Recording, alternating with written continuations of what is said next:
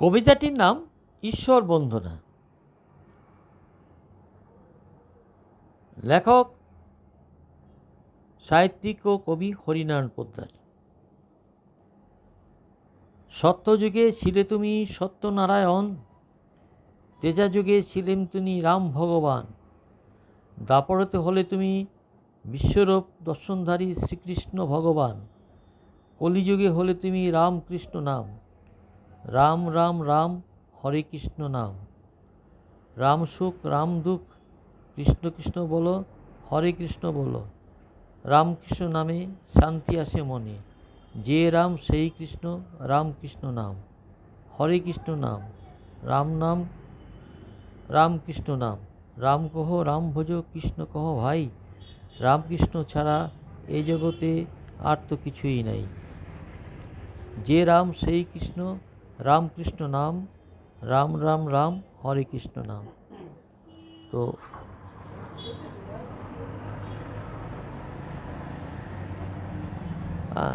তো এই কবিতাটা যারা বয়স্ক হয়েছে তাদের কাছে মনে হয় খুবই ভালো লাগবে। এই তো আমরা কুম্ভের মেলায় দেখলাম বহু লোক পথপিষ্ট হয়ে মারা গেছেন। তার কারণ গেল পুণ্য করতে, দেখা গেল সে মারা গেছে। তো পুণ্য করতে গেলে মারা যাবে কেন? তো ভগবান শ্রীকৃষ্ণ বলছে, যে আমাকে ডাকে আমি তাকেই রক্ষা করিব। তো আমরা তো একটাই দেখলাম, কুম্ভের মেলাতেই দেখলাম সবাই তো তাকে ডাকতে গিয়েছিল, তো তারা কেন মারা গেল, কেন ফিরে আসলো না, এই একটা প্রশ্ন থেকে যাচ্ছে। তবে আবার বলে যে একবারে তো হয় না, বারে বারে বলতে হয়। যাই হোক, আমি এইটি আবার শোনাচ্ছি আপনাদের।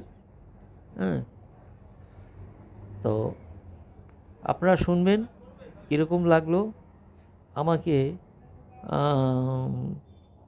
জানাবেন। কারণ আপনার কাছে যারা যারা এই কবিতাগুলো যারা আছেন সবারই নাম্বার আপনারা জানেন, আমার নাম্বারটা জানেন। তো পারলে আমাদেরকে একবার ফোন করে জানাবেন কীরকম হলো। তো আমি আরম্ভ করছি।